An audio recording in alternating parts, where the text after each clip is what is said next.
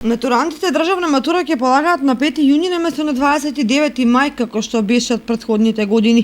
Денеска од Средношколскиот сојуз и од владата ги соопштија договорените точки според кои оваа година ќе се полага матура, а до тогаш треба да се скрати програмата и обемот на материјалите за полагање. Матурантите ќе полагаат два екстерни предмети, третиот ќе се трансформира во интерен испит, со што матурантите слободно ќе може да се запишат на странски или домашни универзитети.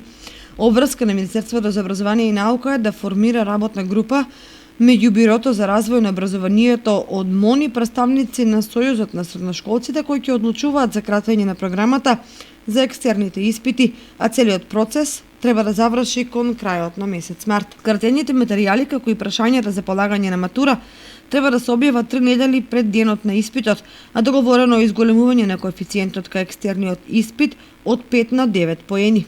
Државниот испитен центар да го врати испитот по естетика и филозофија како втор екстерен испит во уметничките училишта. Првиот екстерен испит, мајчин јазик, да биде сметен за соодветен од страна на сите високообразовни институции. Универзитетите да објават кои од листата на наставни предмети се соодветни за нивните студиски програми.